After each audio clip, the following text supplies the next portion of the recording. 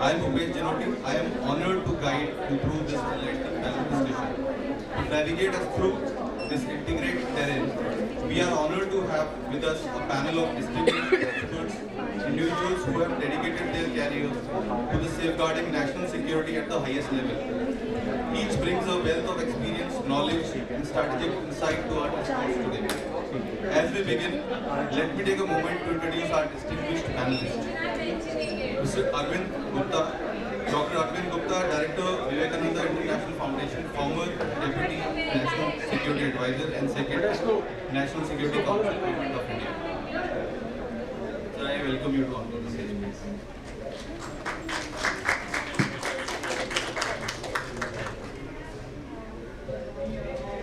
Then we have Lieutenant General Retired Dr. Rajesh Pant, former National Cyber Security Coordinator, Chairman, Cyber Security Association of India.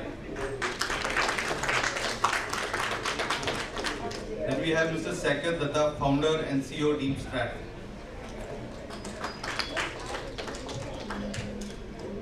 Then I would invite Mr. Vakul Sharma, Managing Partner, Vakul Corporate Advisory. Then we have Mr. Atul Kumar, Lead Government Initiatives and Global Trade at DSCI.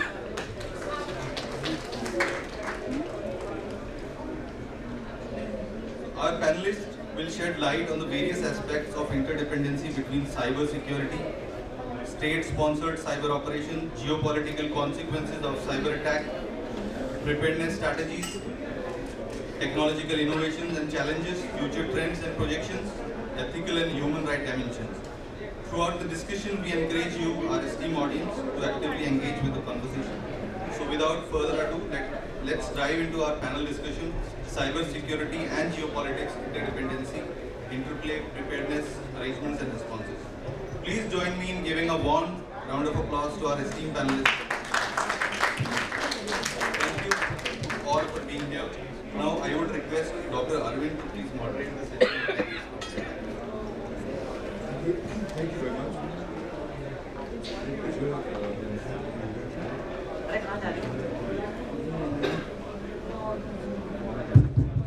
It's a great pleasure.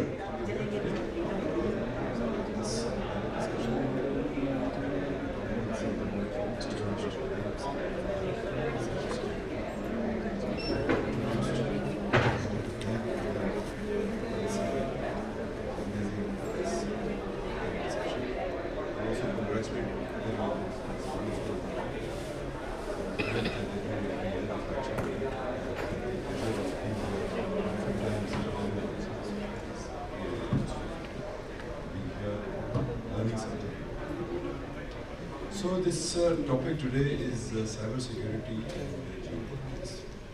As was mentioned, there is a complex interplay between the two.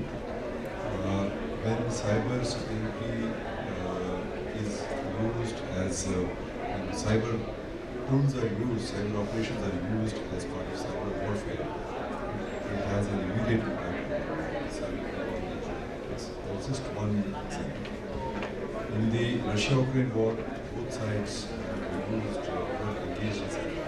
And as you know, Russia-Ukraine war is a defining event of our time, a defining geopolitical event.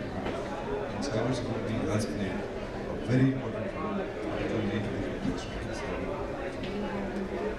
Even private companies joined in this war, Microsoft and Starlink, etc.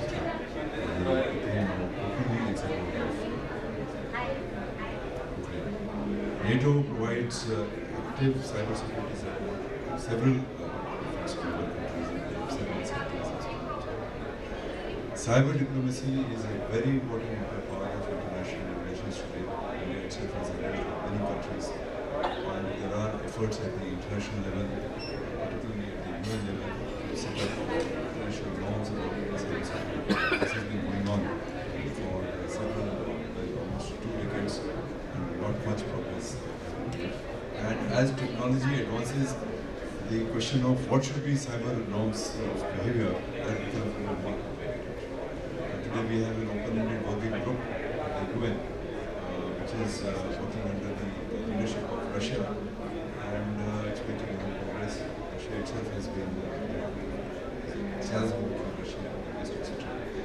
there's a big fault line which is running in internationally insofar as cybersecurity is concerned, and that creates huge problems geopolitically. So geopolitics makes cybersecurity norms and cooperation, etc., that much more difficult. And likewise, when cyber attacks happen, as it happened, for instance, during the Russian interference in American elections some years ago, it created no problem. China and US, during Obama's time, I remember, there was a huge problem about China stealing the election. They had to come out with some kind of a statement, some kind of a discussion, etc., and restraint, etc. But things are not changed. Even India, I remember we had signed a cyber security with the US and with Russia.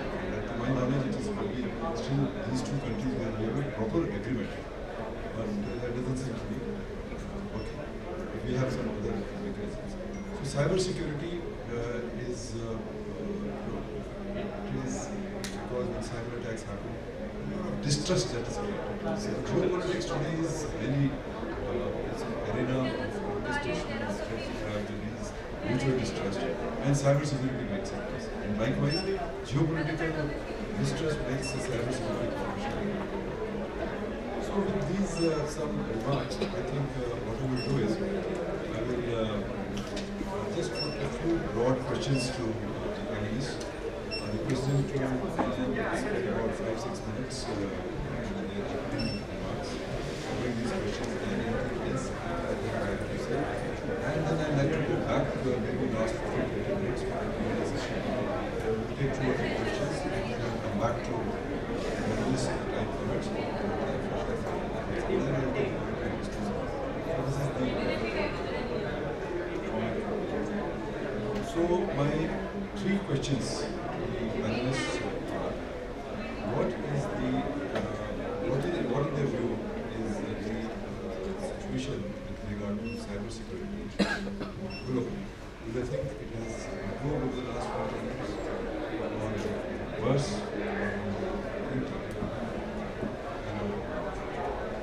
My second question is: what is the nature of interplay between geopolitics and cybersecurity? What is the art of what is the role that cyber diplomacy is playing in mitigating cybersecurity threats and promoting and my third question is: what is the Indian situation? Experience in this. Politics is the one. And what are you doing?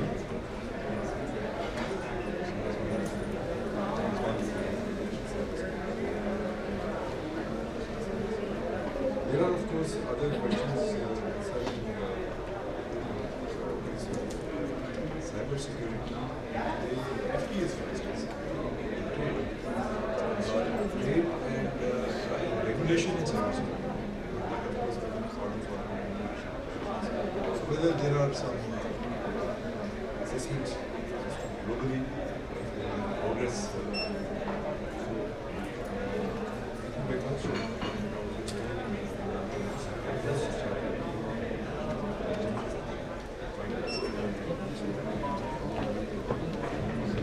Thank you, sir, and good afternoon, ladies and gentlemen. Thanks to DSCI for having me here. Let me start from your second question as to what is the interplay between geopolitics and cyber security. On one side, we have geopolitics, which is defined as the impact of geography on international relations and politics of a nation state. On the other side, we have cybersecurity, which is securing cyberspace, which is this interconnected world from the endpoint to the network to the data in transit, at rest, and the applications. It is borderless. So on one side, we are talking of geopolitics with borders. On the other side, a borderless interconnected world, are they connected? They are inextricably connected. One impacts the other and the other impacts this one. Let me start with an example close to all of us. On 15th June 2020, our neighbor in the north decided to change the status quo of our borders, and you are all aware of the Galwan incident. Before the Galwan incident, there were Chinese vendors. They were supplying equipment to all the telecom service providers in the nation. But immediately after that, the government of India decided that as a measure of retaliation and as a measure of keeping our networks safe and trusted, we must have a system in place which was called the National Security Directive on the telecom sector, which was implemented from 15 June 2021. And that stipulated that any equipment connected to the telecom network of India has to be a trusted product from a trusted source. And what is the trusted source? It's a company which number of agencies who at the background of that company, who are the ultimate beneficiaries, is it connected to the military of that nation, etc. And for the trusted product, we went down to the level of the silicon, the active programmable semiconductors, as to where they are coming from. And this entire process has today ensured that in the 5G network that has been rolled out in India, we have only trusted products from trusted sources. That is the impact geopolitics has had on the Indian network. The same concept today has been taken up by the Ministry of Power. Because what we did for the IT, the Ministry of Power is doing exactly the same for the operational technology. And that cabinet note should be coming out very soon. The guidelines by the regulator, Central Electricity Authority have been issued. And the same concept of trusted products and trusted networks will now be applied to OT also. As if that was not enough, some of the other ministries, and I have seen RFPs from the Ministry of Defense coming out, which without stipulating by the government, they are saying that this equipment should only be a trusted product from a trusted source. So this is how that one incident has changed the entire landscape of the national network and various other ministries. At a different level, since I have been part of the Quad negotiations, I find that when we saw the United Nations 11 norms of responsible behavior by states in cyberspace, firstly it took 20 years for the norms to be accepted by the General Assembly. The first UNGC was read in 2002, please. And even these 11 norms, let's say one of them says that your territory will not be used to attack the critical infrastructure of another nation. Who's doing it? I mean, it's almost a joke. So what has happened is that geopolitics has ensured that now, in this multipolar world, these small alliances have started. And that is why I mentioned about the Quad. Within the Quad now, it is no more a relationship focusing on the security of South China Sea or something. It is now many verticals. And one of the verticals is collaboration in cyber security. And I have attended for almost 3-4 years the Quad meetings. And we are going into common standards, we are going to software, supply chains, and various other aspects of collaborating in terms of sharing of threat intelligence, using the standard, taxis, TICS formats within our 4 nations, etc. It's gone to that level. So this is how the geopolitics has impacted cyberspace. And all of you are aware that the World Economic Forum has consistently been saying that cybercrime is the biggest man-made risk to the economic progress of nations, and the annual figure being taken this year is 10 trillion US dollars. So this is the seriousness of the issue. There is no doubt that geopolitics impacts the cyberspace with the examples that I have said, and I think I rest my case here. Thank you. Thank you. I think we went to two very important points. One is how India was directly impacted by geopolitics, and it had an impact on cybersecurity. And the second point that today, because there is a gatirot, there is a problem at the international level. So smaller groupings like the Quad, etc., are coming together and trying to tackle cybersecurity. Thank you so much. So now I return to Mr. Saifid Datta for his Thank you, Chair, and good afternoon, everybody, and thank you, DSCI, for having us here. I'll build on general points and take a slight extension with a slight digression. Last week, we concluded the GPAI in India, the Global Partnership on Artificial Intelligence. We were presenting a paper there, and it's very interesting to note that according to a Stanford study, the highest number of AI skilled workers come from India. But the least amount of jobs to come are in the global South Indian countries. Whereas another study, which is by Stanford, which also points out a country like the United States is investing $40 billion in artificial intelligence, which is collectively more than the amount of money invested in the next 7 years.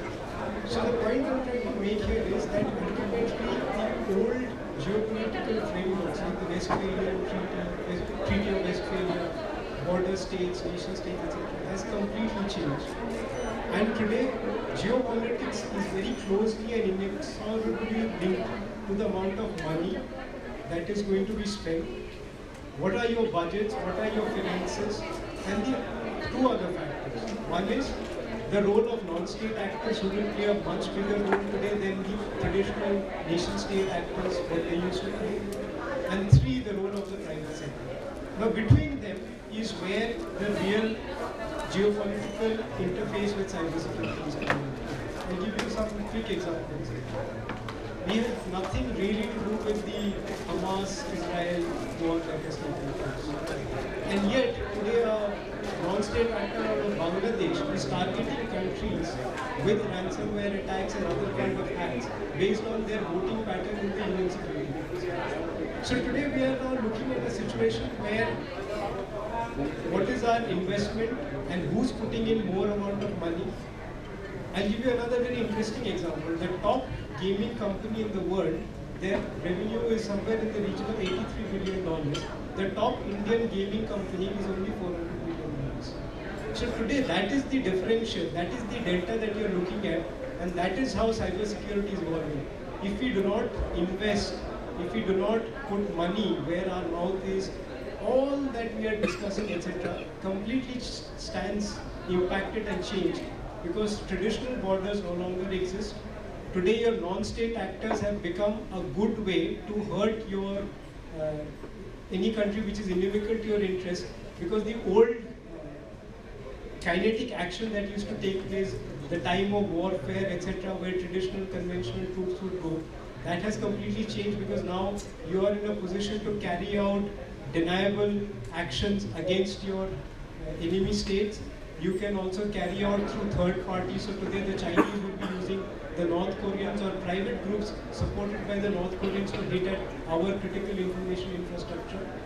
And while we continue to think in terms of regulatory mechanisms and compliance, the money, the investments, the capabilities are now deciding the geopolitics of the kind of world we are entering. So as General Paul recently pointed out, in this interconnected world, today while we are looking at it in terms of the old Westphalian border states, cybersecurity has not only changed that, our interface with which are the private companies. Like for example today, while we may have regulation that we will only take it from trusted sources, how many of those trusted sources are dependent on China today for either their basic raw material or for their manufacturing? So all that is having a major impact on cybersecurity, not only from a defensive perspective, but also from an offensive perspective.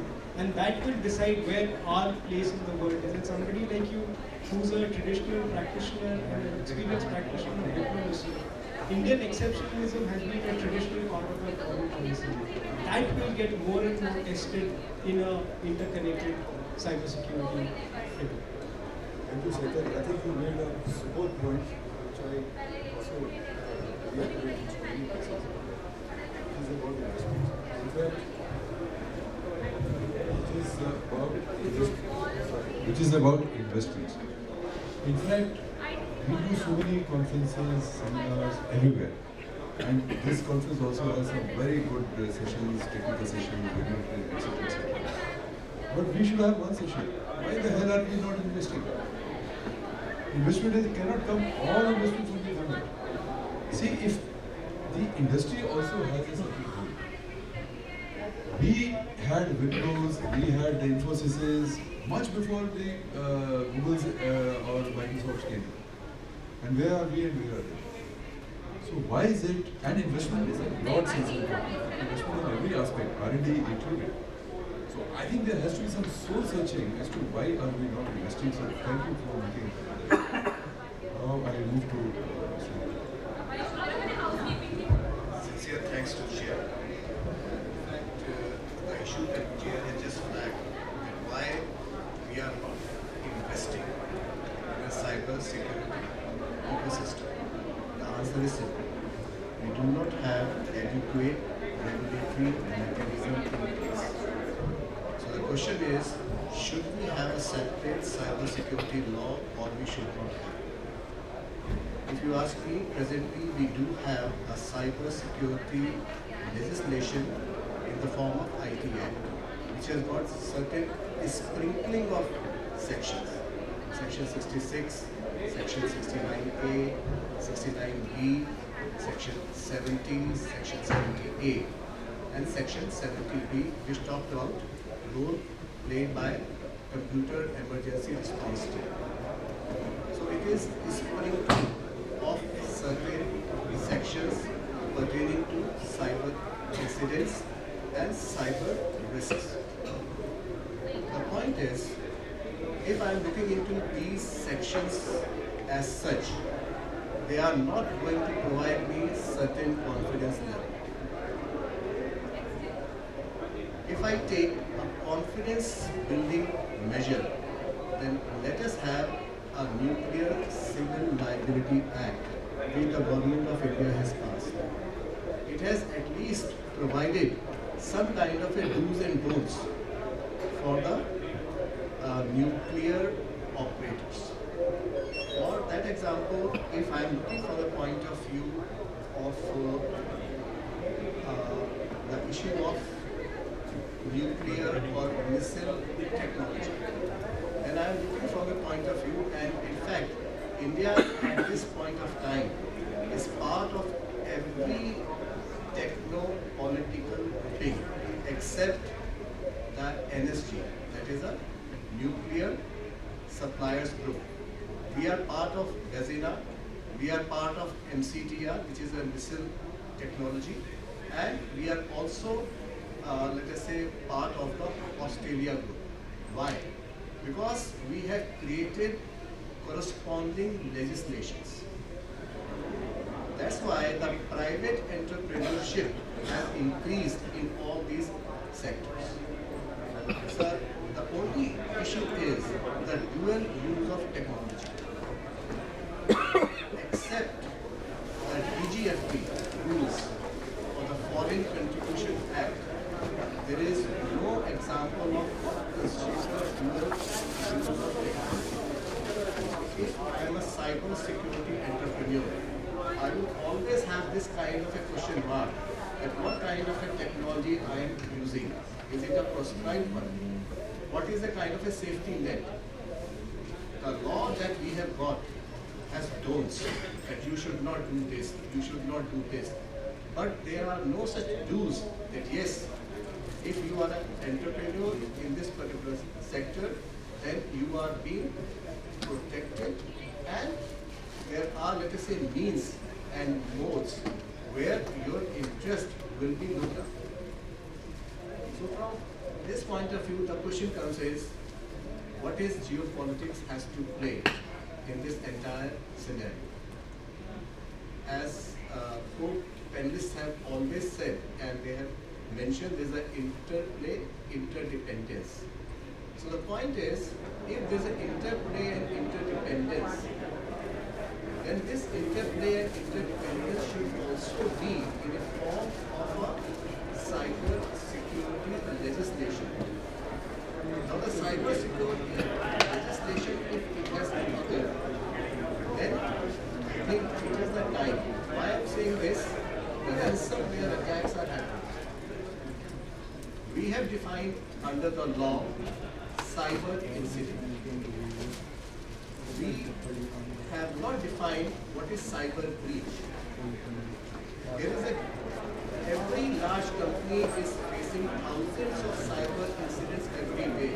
Do you think that they have reported all such cyber incidents within 6 hours to certain? Consider the fact that the cyber security in India is tied to the apron of privacy and data protection. Now the new Data Protection Act has looked from the point of view of a data breach. They have defined what is a data breach. I think this is the time that we should have a separate and a meaningful dialogue to create a cyber security legislation. I am also saying it from the point of view that the companies need to visit what is their ransomware payment policies, the global companies. The global companies are not going to wait for the investigations to conclude, the cases to happen. So they have to revisit our ransomware payment policies, and also we have to look from a point of view of a cyber risk mitigation in terms of cyber insurance policies. The IRDA, and let us say, I can quote right here, they need to look from a point of view of a cyber insurance in a larger perspective. And if you want that this ecosystem to grow, you require a certain amount of regulation. Thank you very much. I think we've known you for several years now. You've been arguing this point for a very long time, that we should have a cyber security regulation, etc. But I think the point that you made is correct, that ultimately, whether it's investment or anything else, or all the aspects of policy, they have to move in tandem with the law. So if the law is not there, and you keep on depending on IT law, then it can't take you away from it. So that's a very important. So now I request Atulji to. For sure, sir. Thanks a lot, and thank you for co-panelists for adding all the multiple dimensions. So I'll cover a couple of aspects, especially picking up the point that sir has given on cyber and geopolitics. So if you see in last couple of years, any of the bilateral and multilateral engagement, most of the time we find cyber and data is one of the major elements in those things. Whether it's a joint statement coming in from India and US, whether it's Quad, which is revolving a lot on the data and cyber, whether it's SEO kind of thing, Shanghai Cooperation, whether it's BRICS, and recently we have seen G20. Cyber and data is definitely coming as part of this. Another aspect here is now what India has done to that. So probably India has looked at a very strategic way, picking up those things and double picking all those things. For example, in G20, cyber was not a so highlighted aspect so far till the time India got the presidency. Now India has picked up, and even on cyber we have multiple tracks that we have conducted. For example, MHA has conducted something on cyber crime, right? Then they have focused on emerging tech like metaverse and all those aspects. Similarly, BT has conducted on cyber security under G20, where they have focused on MSME security. Now, if we see where are we moving actually, we are moving into the specifics, and probably that specifics, how I see it, that specific is giving us that confidence, or giving the globe that confidence to become the voice of the global south, because we are picking up those specifics. When we are saying MSME security, somehow we are now going to talk about the overall supply chain stability. Right? Those aspects are quite critical. So far, in such a great forums, none of the other nation has raised it, apart from, if I remember correctly, it was presidency of Germany, they have raised it. And after that, there was no focus on cyber as such. So I'm just picking that example. Similarly, this the kind of prominence that we are getting in G5 summit that we have done, and all those aspects. Cyber is always coming as a very focal area. Now, what will be the outcome of those things? One, definitely we are emerging as the voice of global south for all the tech and the cyber, but what kind of impact we can create? See, we talked about it's a borderless thing and multi-stakeholders things. Let's take example for a stint. one instant is happening. Whether it's a ransomware we talked about, it's not only bilateral thing. It's not going to happen like a country X has done something on the country Y, right? It's going to be in between so many countries are there if we are going to do some kind of investigation. So it's not just kind of MLATs, which is mutual legal agreement treaties. We need to have a very coordinated and concerted effort around that. Probably there, the diplomacy is playing a very critical role. And in last couple of years, to your picking up the first point, where we have moved, I think we have moved quite a bit in that sense, where cyber has taken a centrist stage in all those discussions. But given the nature of the element, the data flows and all, probably it's taking too much time. But the way India is picking up, I guess, in future we'll have a better scenarios where these kind of investigations or probably the engagements under multilateral forums will enable these things. One aspect that I'll cover here, the role of industry. 1.5 track is definitely, cyber is being part of that. Few things that we are doing, like for example in DSCI, what we are doing is in Indian forum I can qualify like to establish the brand India and the dominance of India in tech, especially in cyber. And cyber being so critical and strategic for any nation. What we have started doing is we started putting up like Indian pavilions across the globe in different forums. What started happening out of this? People have started looking at like India has a lot of capabilities that what we used to see and people used to have trust on us from the IT perspective. Like India is a hub for ITs. This is something now shifting towards cyber security as well. We all are coming from cyber security domain. We always praise like Israel is the big one, US is the big one. Now if we see where we stand from the product perspective across the globe, we will fall somewhere around third or fourth nation. We don't talk much about it. Which is something as a nation, as a ecosystem, we definitely need to pick up those things, and that will become part of the overall cyber diplomacy, geopolitics, and that messaging and narrative will build. Because in terms of number of companies, just products, if I say, we have more than 50 or 50 product companies, which is a big number. We will fall somewhere third or fourth, if not third, I'm saying. Because I don't remember after Israel and after US, 50% of business is coming from outside. Yesterday in the panel I was talking about 50% of revenue is coming from outside. 85% of the revenue Indian cybersecurity services companies coming from outside. This is kind of dominance that we have across it. From that perspective, it's very important. If we establish that narrative, if we establish that fact at a very apex level of the global forums, that we have started doing. We are taking our companies, we are showcasing them that companies, and we are marking that. I'll take an example, and somehow that plays very small element, but that plays very well actually. Last month we were there in Riyadh. Last month we were there in Riyadh, and there was a competition with several companies from India. They had a competition called Cyber Siege, right? And why I'm taking that, because next day I met the investor, it was a very prominent thing to share with them, and probably he will take it to share with the local authorities over there. They have a competition called Cyber Siege. They shortlisted out of hundreds of companies, they shortlisted eight companies. Out of 8, 6 were India. They finalized 3 winners. Out of 3, 2 were India. This is the kind of dominance we have. Now the time is to build that narrative, and probably India has started doing that. Again, going back to the G20 thing, what we have done when we were working with Wiki, we made sure that some of our Indian startups are demonstrating work. That again helped them to establish the fact that our startups, our cutting edge technologies are at par with global companies. That's helping.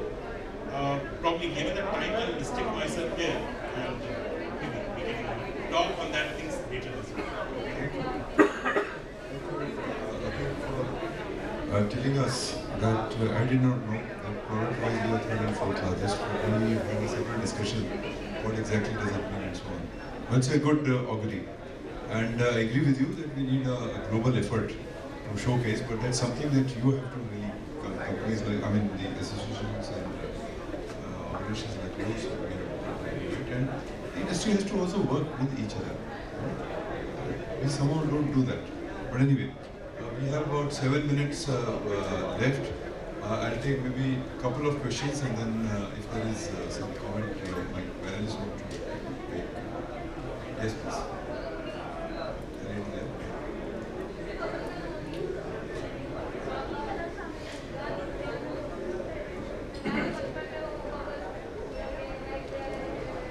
Yeah, so it was a very good perspective we heard from analysts.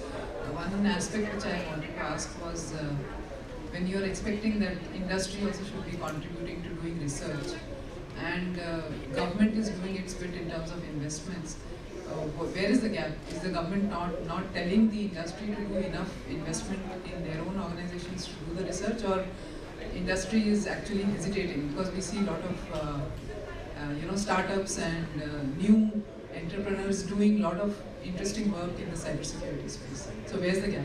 This question is to me? Yeah, I mean somebody from the panelists. Okay. Any of you wish to please. Just a quick answer, that's an excellent question, actually, thank you for that. The gap here today is that the government, because it's the government, has to think in terms of compliance and regulation. That's a core function of the government. So investments, while it is important, the primary function continues to dominate. The complex part about cybersecurity is it has to be what we call a shared responsibility. Like otherwise traditional security mechanisms like defense or any other, or intelligence, etc., these were largely and purely government-led functions, and therefore there was a certain kind of structure to it.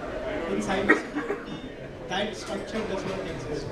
And like for example, if you look at what we call our critical information infrastructure, most of it lies today in the private sector and increasingly so. Like General Pant mentioned power. Earlier it was unthinkable that we would go beyond state electricity boards. Today power generation, power distribution, etc. is slowly moving more to the private sector. So if an inimical state were to take out one of the private sector companies, suddenly we would have a major crisis on our hands. So the gap therefore is that if companies have to be encouraged to invest, companies will invest if they see a revenue potential or a profit in it, which is not wrong. So we have to stop thinking that profit making is bad or revenue potential is bad. Also our startups, startups are beginning, there's a lot of energy that goes into building a startup. They are doing it because they want to at some point achieve either a high valuation or good revenues. If you are not able to recognize that, why would they invest more and more into this? And the pipeline that we are seeing, which Atul mentioned on the panel in his opening remarks, will start diminishing. And therefore, we also have to keep in mind, like today our company deals with a lot of ransomware mitigation. We are dealing with companies which are $600 to $700 million USD. And yet, the idea of investing in security, and these are companies 25, 30 years of history, have never thought about investing in security at all. So therefore, to make them understand that investing in security will help them grow their business as well as not pose existential challenges, these are things we have to be. Okay, thank you. One last question. Yes, please. Lady here.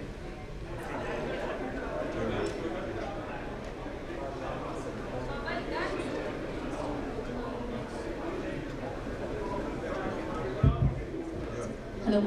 Yeah.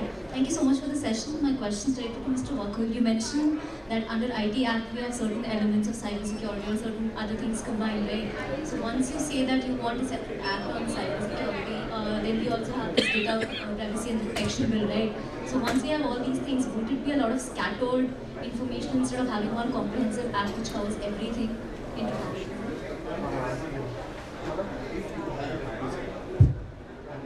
If you have a specialized law, then that specialized law is taking care of each and every aspect, whether it is data protection or it is cyber security, security systems, critical information infrastructure.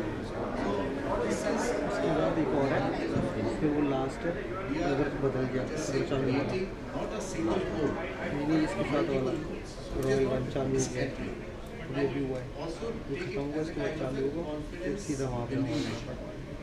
The point is that if cyber insurance at a larger scale is not happening, if banks are adverse for any kind of such kind of a risk covers, then I think the cyber security ecosystem with the players multiple players, multiple products are not going to tick off from that particular point where it is presently. Thank you. So we have 2 minutes left. I request the constituent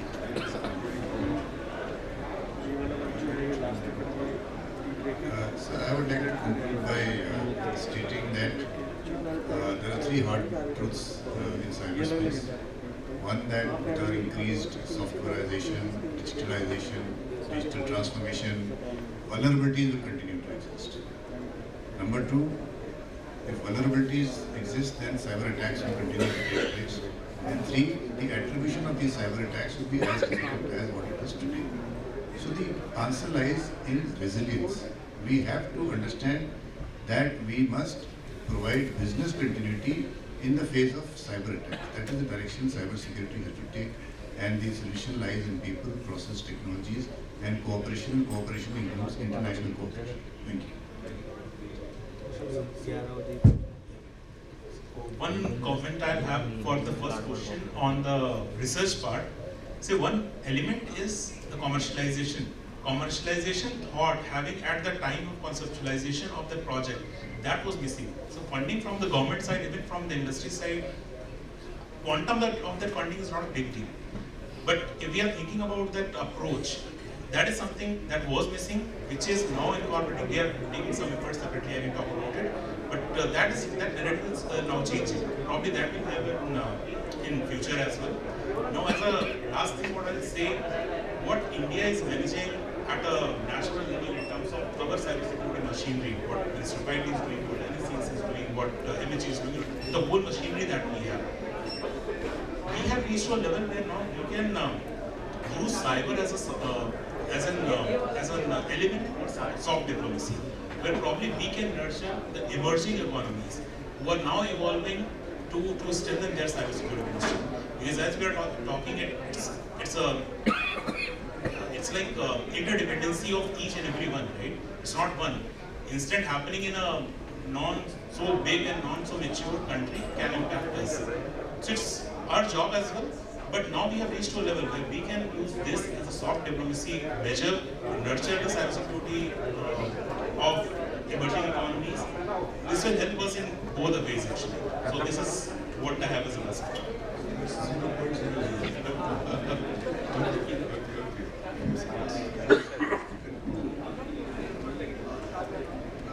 Founding fathers behind the Constitution of India, they have thought about the geopolitical situations. And because of this reason, there are certain phrases that have been inserted in the Constitution of India. Sovereignty and integrity of India, defense of India, friendly relations with the states. Now these kind of elements have been incorporated in some of the sections of the ITA. So the geopolitical angle was very much clear, and from that point of view, the Constitution of India provides this kind of support. So thank you very much. I think no long summing up. All I want to say is that we can keep talking and talking till cows come home. Geopolitics is very cruel and brutal at this point of time. We don't know where the world is heading. And as the figure of 10 trillion on cybercrime that was mentioned by General Pant, this is a wake-up call. We can have hundreds of discussions. We can have so many of wonderful ideas. But time to act is now, and I'm glad that you have organized this session. And as the stakeholders, whether it is a question from the industry, whether it is government, whether it is academia, and that's the users, all of us have to come together. And if we don't do that, we are in a very tight race. And as we lost the race on cyber actually, when we could not build our companies the way we should have built, and we became a software police instead of really superpower in cyber. But still it is not too late, because new technologies are coming up, and I'm glad that there is such an awareness. But the ecosystem is to come. That unfortunately is still not happening. We have so many technology missions. We We have quantum mission, we have AI mission, we have this mission, that mission, cyber physical system mission, etc. Thousands of crores. Money is not a problem. Money is not a problem. But it's just that the stakeholders are on their own and they are not coming together. Since we are sitting in industry forum, I would say that our industry should form consortia, and you are taking these people to various places, the industry. I think that's a good thing. Globally, we have to position ourselves, and I agree with you. Even with our current vulnerabilities, infirmities, and deficiencies, etc., still there is a lot going for India. Not going for India. These problems exist in other countries also. And now we have a young generation, new generation, startup generation, etc. But we have to show some speed, and I think government likewise, a good policy, good initiative falls between the two stools. But anyway, I think geopolitics will teach us a lesson. With those words, thank you very much. It's been wonderful interacting with all of you. It was a very insightful session. I would like to thank and extend my extreme gratitude towards all the audiences and our esteemed panelists. So we have a token of appreciation for all our panelists. So I would request Devesh sir, Vineet sir, Prasad, please be on the stage and